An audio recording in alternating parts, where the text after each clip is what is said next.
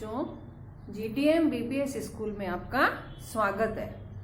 Class 5th subject math में बच्चों अपन ने पिछली क्लास में किया था प्रश्नावली 2 के 3 क्वेश्चन किए थे। पहला क्वेश्चन किया था हल कीजिए, दूसरा जोड़िए, तीसरा घटाइए। आज अपन करेंगे क्वेश्चन नंबर 4 से। इसमें क्या है, जैसे वर्ड प्रॉब्लम है, क्वेश्चन दिया हुआ है, जैसे आप वर्ड प्रॉब्लम करते थे ना, उसी तरह से ये देखो हिंदी में ये क्वेश्चन पढ़ो, पहले समझो, उसके बाद अपने को ये कैसे हल करना है वो बता। तो पहले आप क्वेश्चन पढ़ो। 4 अंकों की सबसे बड़ी संख्या, क्या पूछ रहे हैं? 4 अंकों की सबसे बड़ी संख्या तथा 3 अंकों की सबसे बड़ी संख्या का योगफल, यानी उनका योगफल, उन दोनों को योगफल ज्ञात कीजिए। तो पहले अपन हल में क्या लिखेंगे? 4 अंकों की सबसे बड़ी संख्या। तो अपन कैसे करेंगे? 4 अंकों की सबसे बड़ी संख्या। तो यहां पे लिखो 4 अंकों की सबसे बड़ी संख्या। 4 अंकों की सबसे बड़ी संख्या क्या होगी? 4 बार क्या लिखेंगे? 9 9 9। 4 बार लिख दिया, 1 2 3 4। तो 9 से आगे 1 बढ़ते ही क्या है, इसमें 1 प्लस होते ही क्या हो जाता है? 5 अंकों की हो जाती है। तो सबसे बड़ी संख्या 9999।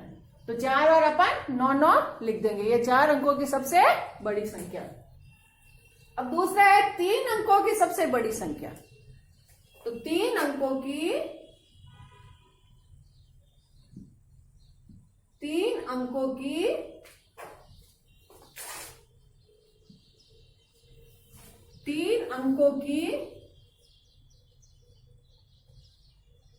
सबसे बड़ी, यहां संख्या लिखा नहीं, यहां संख्या लिखो।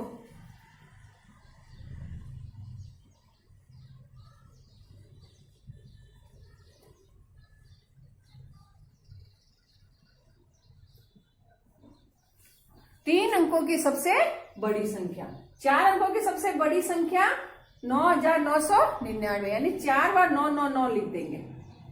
3 अंकों की सबसे बड़ी संख्या, तो 3 बार सबसे बड़ी संख्या क्या होगी? 3 अंकों की, 3 अंकों की सबसे बड़ी संख्या, तो 3 बार 9 लिखेंगे।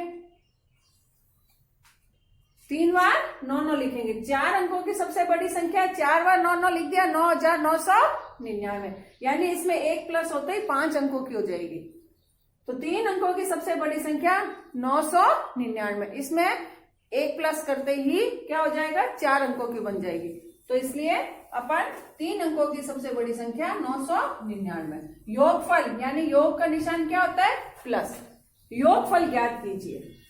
तो नीचे क्या लिखेंगे अपन? योगफल। योगफल। अब इसको अपन योग करेंगे। 9 9 कितने हो गए? आता है ना सबको प्लस करना, पहले अपन ने करा ही है, वैसे भी शुरू से आपको आता ही है। तो 9 9 कितने हो गए? 18 का क्या आ जाएगा? 8, हांसुल की 1। 9 9 18 और हांसुल की 1, तो क्या हो गया? 19। 19 का 9, फिर हांसुल की 1। 9 9 18, 18 और 1 19। 19 का 9, हांसुल की 1, फिर क्या आ गया? 9 और 1 10। तो देखो इसका 9 9 18, 18 का 8 आएगा, हांसुल की 1 जो अपन कैरी बोलते थे, 9 9 18 और 1 हांसुल की 19। 19 का 9, फिर 1 हांसुल की, 9 9 18 और 1 हांसुल की कैरी जुड़ी, 19 का 9 हांसुल 1, 9 और 1 10। तो इनका योगफल क्या हो गया? 10998, 10,998। इकाई, दाई, सैकड़ा, हजार, 10 10,998, इसका योगफल हो गया। आया समझ में? 4 अंकों की सबसे बड़ी संख्या 4 बार 9 9 9 9 लिख दो। 3 अंकों की सबसे बड़ी संख्या 3 बार 9 9 लिख दो। और अंक कैसे लिखते हैं? पीछे से, इकाई से लिखते हैं ना, 9 के नीचे 9 आएगा और ये वाला 9 खाली छूट जाएगा। तो इनको जोड़ा तो अपना आंसर 10,998। अब दूसरा है, पढ़िए इसको। रमेश ने अपने बैंक खाते में जनवरी माह में 2850 रुपए जमा कराए। जनवरी महीने में 2850 रुपए जमा कराए तथा फरवरी माह में 3650 रुपए जमा कराए। बताओ उसने 2 माह में कुल कितने रुपए जमा कराए? कुल यानी इनकी टोटल, कुल का पूछा है, दोनों महीनों में मिलाकर उसने बैंक में कितने रुपए जमा कराए। तो इसका हल क्या है, कैसे लिखेंगे इसका? रमेश ने अपने बैंक जनवरी माह में जमा कराए। अपन क्या लिखेंगे इसकी हिंदी? जनवरी माह में जमा कराए। तो यहां लिखेंगे जनवरी माह माने महीना, माह में जमा कराए। और दूसरा नीचे लिखेंगे फरवरी, जनवरी की जगह क्या लिख देंगे नीचे? फरवरी। बाकी माह में जमा कराए। तो जनवरी माह में कितने जमा कराए? 2850। यहां लिख देंगे 2850 2850। और फरवरी माह में 3650 यानी 3650। अब उसने 2 माह में कुल कितने रुपए जमा कराए? तो कुल जमा कराए क्या लिखेंगे इसका? कुल जमा कराए। तो क्या होगा? कुल का मतलब क्या होता है? क्या होगा यहाँ पे? प्लस करना होगा।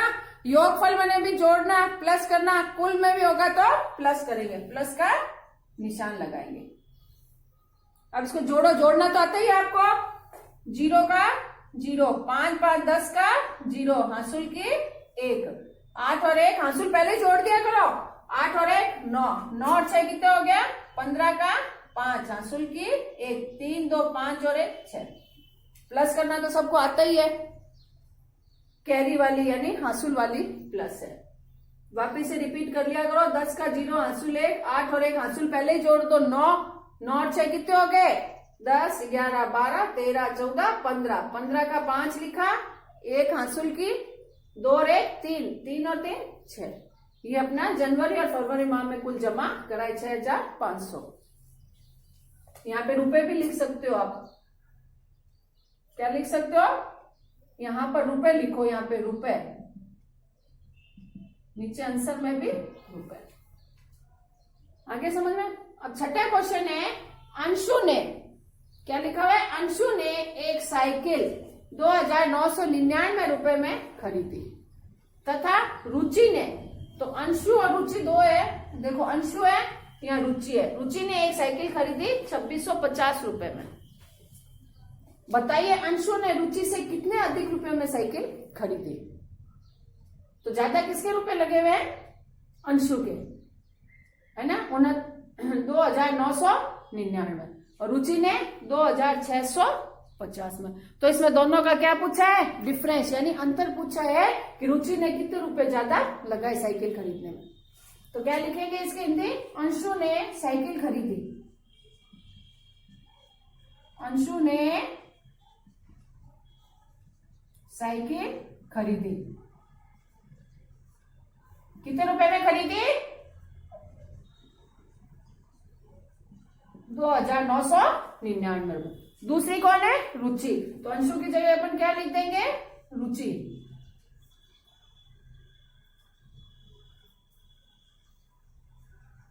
रुचि ने साइकिल खरीदी,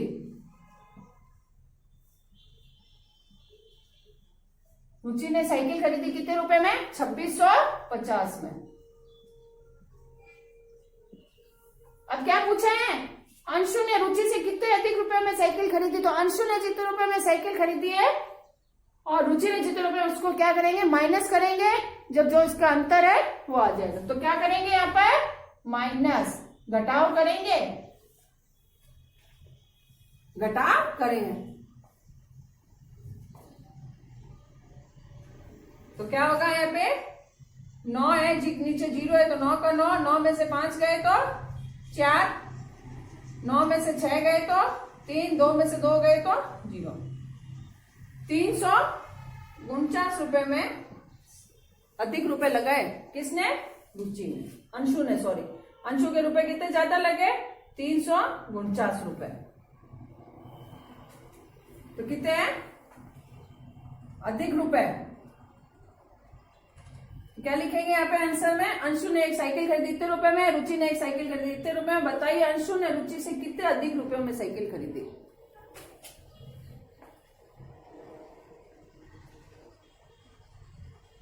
तो अधिक रुपए कितने हो गए?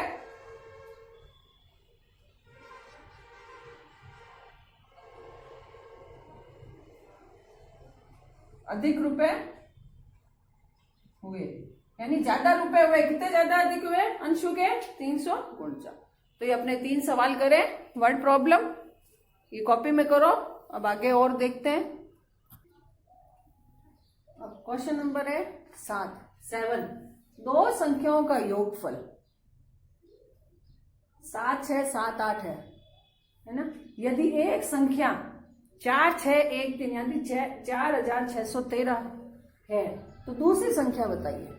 इसमें क्या बता दिया कि दो संख्याओं का योगफल यानी दोनों मिलाकर इतनी संख्या है, दोनों मिलाकर इतनी संख्या है। उसमें से एक संख्या बता दी, आपको क्या पूछा है? दूसरी संख्या बतानी है। दूसरी संख्या निकालें, कैसे निकालेंगे? यानी कि दो संख्याओं का योगफल है, उसमें से एक संख्या क्या कर देंगे अपन? माइनस कर देंगे। दो संख्याओं का योगफल टोटल में से एक संख्या निकाल देंगे तो जो आंसर आएगा वो क्या होगा? दूसरी संख्या। तो कैसे लिखेंगे? दो संख्याओं का योगफल, दो संख्याओं का योगफल कितना हो गया? 7 6 7 8।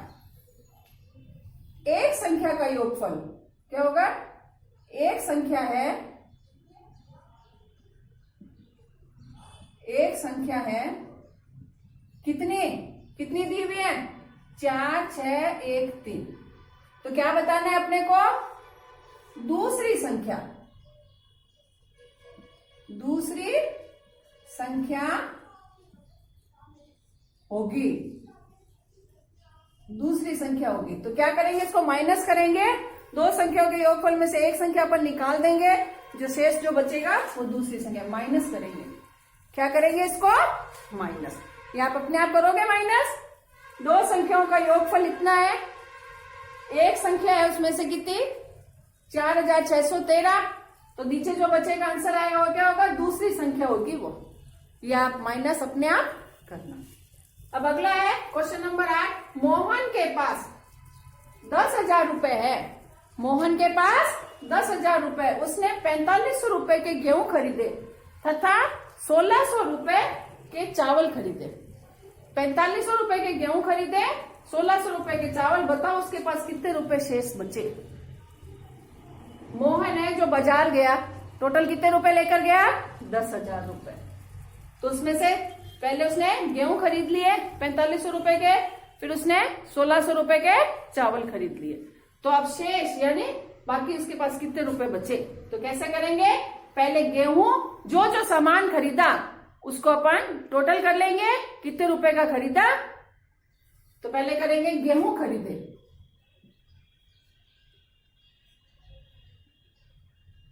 गेहूं खरीदे कितने रुपए के खरीदे? गेहूं 4500, 4500 रुपए। अब है चावल खरीदे, कितने रुपए चावल खरीदे? 1600 रुपए का। पीछे से शुरू करेंगे, हो गया 1600 रुपए। अब क्या करेंगे? कुल खर्च हुए, क्या हुआ इसमें? खर्च। अब इसमें खर्च हुए तो दोनों को क्या करेंगे? प्लस ही करेंगे। गेहूं खरीद लिए, चावल खरीद लिए, तो दोनों को प्लस करेंगे। तो प्लस करेंगे यहाँ पे 0 0 5 और 6 11, 11 का 1, हासुल की 1, 4 और 1 5 और 1 6, 6100 रुपए उसने खर्च किए। अब अपने को बताना है कि उसके पास कितने रुपए शेष बचे। शेष यानी माइनस होता है, योग यानी प्लस करना पड़ता है। जैसे टोटल होता है तो अपन क्या करते थे? प्लस। लेफ्ट होता है यानी शेष बचा, इसका मतलब माइनस करेंगे। तो मोहन के पास थे, मोहन के पास, अब यहां क्या करेंगे? मोहन के पास कुल रुपए, मोहन के पास कुल रुपए कितने थे? 10,000।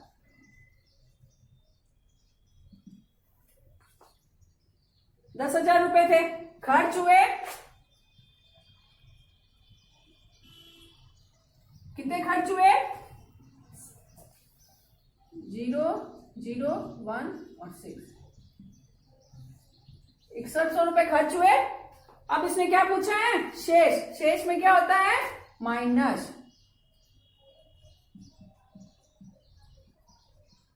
शेष रुपए बचे। 10,000 में से हमने 6100 रुपए के गेहूं और चावल मिलाकर खरीद लिए। अब शेष बचे 10,000 में से 6100 माइनस करेंगे तो कैसे करेंगे? 0, 0। अब 0 में से 1 गया तो क्या बचेगा? यहां से कैरी ली ना, उधार ली ना, तो 10 में से 1 गया 9, 9 में से 6 गया 3। आए समझ में? ये 3900 रुपए उसके पास बचेगी। आंसर आ गया।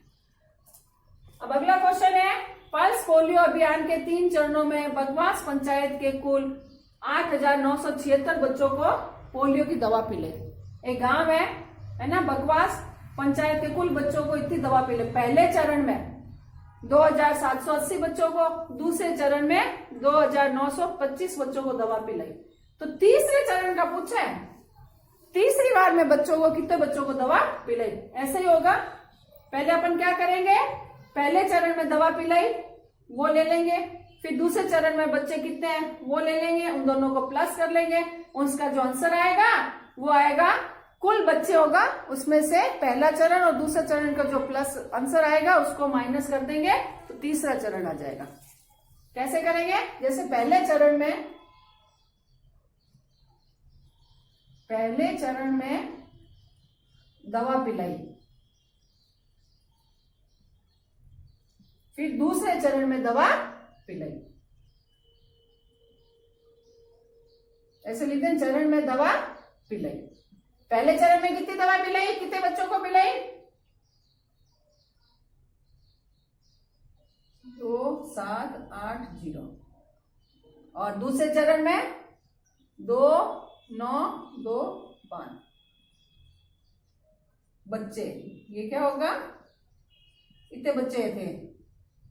अब इनको क्या करेंगे? प्लस। क्या करेंगे?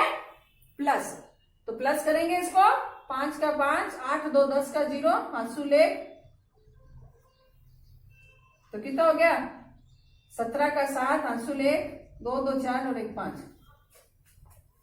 8, 2, 10 का 0, आंसू किए 7 और 1, 8। 8 और 9 कितने हो गए? 17। 17 का 7, आंसू ले 2, 2, 4 और 1, 5। इतने बच्चों को दवा दोनों चरण में पिलाई, दोनों चरण में।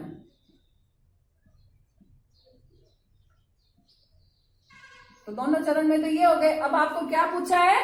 तीसरा चरण। अब तीसरा चरण कैसे निकलेगा? दोनों चरणों की टोटल हो गए इसके जैसे, उसको टोटल बच्चों में से माइनस कर देंगे। कुल बच्चों को दवा पिलाई गई, यहां लिखेंगे कुल बच्चों को दवा पिलाई। कुल बच्चे कितने थे? कितने थे कुल शुरू में? 8, 9, 7, 6, 8,976। इतने बच्चे थे। और दोनों चरणों में कितने हो गए? दोनों चरणों में दवा पिलाई। कितने बच्चों को पिलाई? 5, 7, पीछे से लिखो 5, 0, 7, 5 बच्चे। अब क्या होगा? इसमें से दोनों चरणों को निकालेंगे तो तीसरा चरण आ जाएगा। माइनस करेंगे, घटाव करेंगे तो आ जाएगा तीसरा चरण। दवा तीसरा चरण ही पूछे अपने को, तो ये माइनस कर देंगे। 6 में से 5 गया, 1 बचा, 7 है नीचे 0 है तो 7 का 7, 9 में से 7 गया 2, 5, 8 में से 5 गया 3। ये इसका तीसरे चरण का आंसर आ गया। आए समझ में? सारा साथ है। जैसे पहले चरण में दवा पिलाई 2780 बच्चे थे। पहले चरण में कितने बच्चे थे? इतने। दूसरे चरण में थे 2925 बच्चे। तो टोटल कितने हो गए? 5705। 2705। अब मैं कुल बच्चों को दवा पिलाई 8976 8976। दोनों चरणों में दवा पिलाई, इन दोनों का टोटल करा 5705। अब पुनः क्या आएगा? तीसरे चरण में दवा पिलाई तो इसको माइनस करा तो तीसरे चरण के बच्चे आ जाएंगे। ये अपना आंसर हुआ। आए समझ में? जब दो चरणों का दे देते हैं, बता देते हैं, एक 3 चरणों का एक साथ बता दिया, फिर 2 चरणों का नंबर बता दिया, भाई इतने इतने बच्चे थे, तीसरा चरण आप निकालो, तो उसको टोटल बच्चों में से दोनों चरणों का योग जो होगा उसको माइनस करते ही अपना तीसरा चरण में बच्चों को दवा पिले। तो ये आप कॉपी में करोगे क्वेश्चन 9 तक, 4 से लेके 9 तक, जो से अपन वर्ड प्रॉब्लम करते थे वो ये करना है। सुंदर सुंदर राइटिंग में साफ साफ समझ समझ के करोगे। थैंक्स।